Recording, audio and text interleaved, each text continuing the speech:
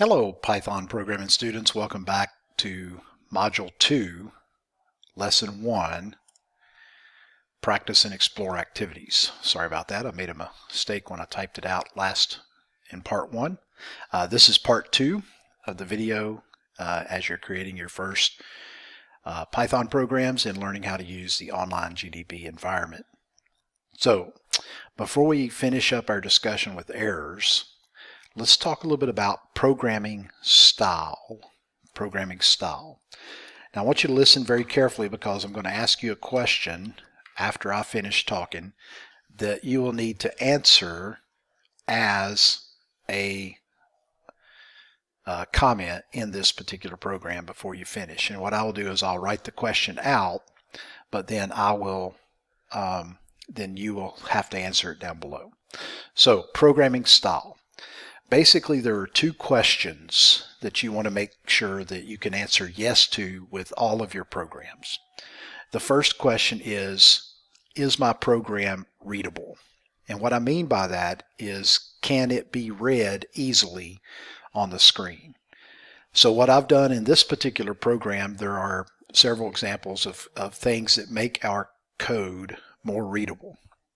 The first example is the use of blank lines where there is nothing on the line. We just call that white space. So notice that I've used white space to distinguish and separate the sections in my program. The other example is using comments to help explain what's going on in the program, which brings us to the second question you want to make sure that can be answered yes, and that is, can another programmer understand my program if they look at it for the first time, or will I be able to understand what I was doing if I go back and visit the program 2 days later, 2 weeks later, 2 months later, 2 years later, whenever. So we want to make sure we can answer both of those questions with a yes. Is my program readable? And we will look at more ways to make your program readable as we go on through the content in the course. And can other programmers understand my program? So that is referred to as programming style. It doesn't necessarily have anything to do with syntax of the language, but it's a convention that programmers have kind of agreed on and set into place, and most programmers in the industry will follow that convention or that style. So here is question number 1. What are the two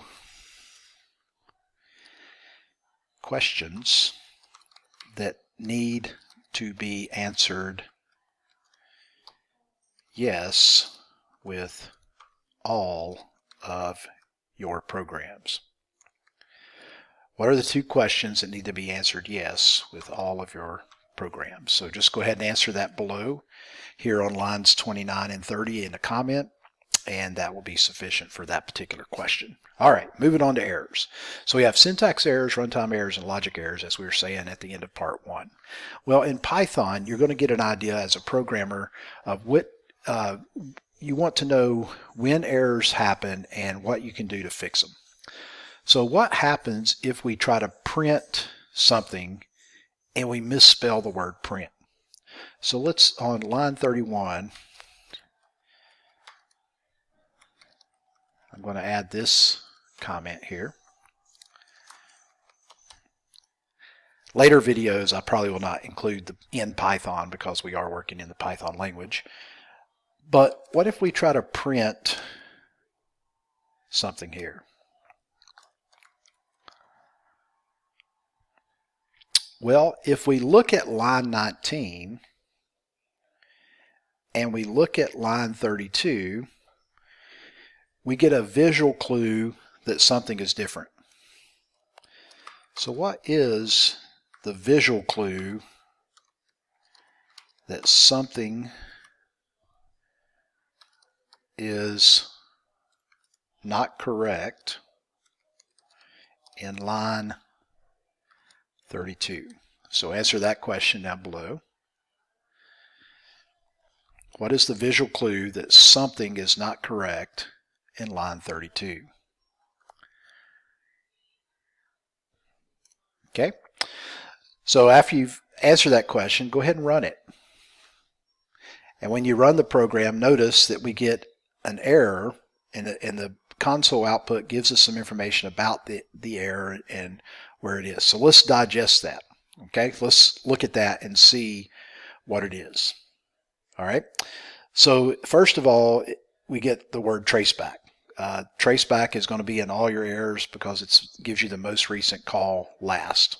We won't go into the technical details of what's going on behind the scenes right now, but maybe later we will look at that. So it says in this file, main.py, and that's the file we're looking at, main.py, on line 32. So this editor has line numbers. So on line 32, there is a problem with that code, and then it gives us the error. So this is a name error. The name print is not defined. So anytime you see in your error messages that something is not defined, it means one of two things. You've either misspelled the built-in function name, because Python is case sensitive. Notice we typed line 32 with a capital P. Line 19 and line 17 have a lowercase p. So Python's is a case sensitive language. Or you've created a variable that you have, or you're trying to use a variable that you haven't created yet. And we're going to look at that. We'll see that in module 3. So I'm going to try to copy this and add it as a comment at the end of line 32. Also notice a programming style when you're using your comments. Again, this is a convention. It's not a requirement for Python, but it's a convention. I'm putting a space after the hashtag. So it's hashtag and then a space to make it more readable, make our code more readable. So the name error, name print is not defined. Well, how do we fix it? So that's another question. So this is question number 3 that you'll need to answer. How do we fix line 32? So I'm going to let you fix that. Write down your answer to number, write down your answer below, and then I'm going to let you fix that. Just going back and numbering our questions. So I'm going to let you fix that and then fix it. Okay? So I'm going to, notice we put this comment at the end of a line. We can put a comment at the end of the line of code. We can put a comment before lines of code, like we've done up here. Or we can comment the entire line out. Now, if we wanted this line 32 to run and we put a comment at the beginning of it, what do you think would happen? Right. Since comments are ignored by the Python's compiler, nothing would happen. So we actually commented out that line. That's a good way to debug your programs later. As you start writing more complicated programs, you can debug those as well. All right. So how do we fix line 32? Make sure you've answered that question.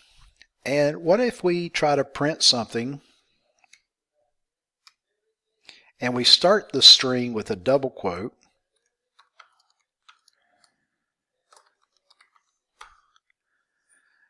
but we end the string with a single quote? Does Python like that? Well, let's find out. Again, we have a visual clue here that something's not quite right. If you look closely at this parentheses, it is a different color than this parentheses. So we have a visual clue that, hey, something's not quite right there. So let's see what this is. So we'll run it.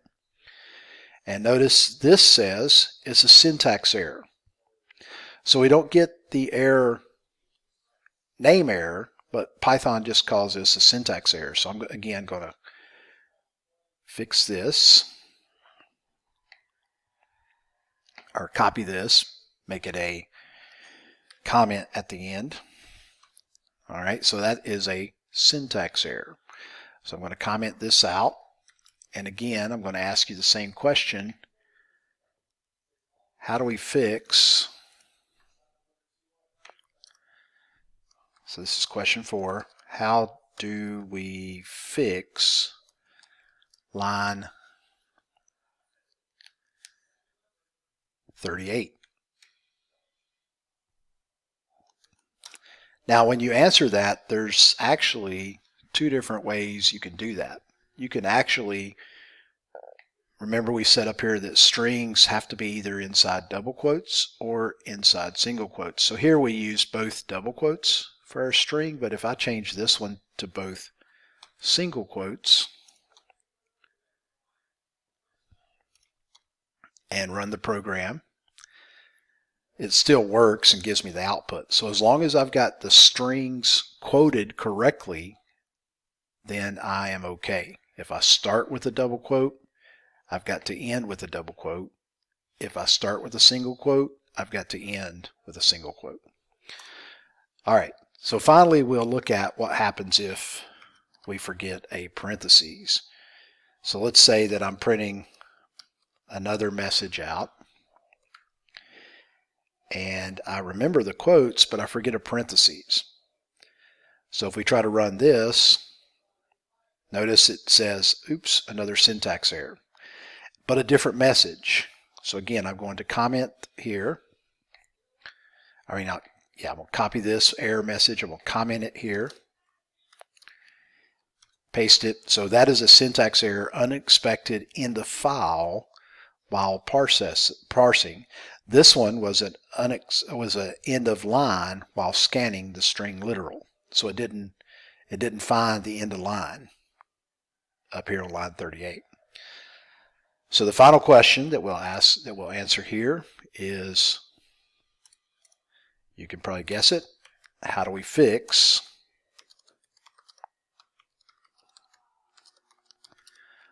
line 42? How do we fix line 42? All right, so answer those questions, make sure you've got all of that answered, and then we have basically just 3 lines of code. We're printing, hello, my name is Mr. Mace, a blank line, I'm in Python 1, or you're printing your name, of course. And then we're going to add one more line here.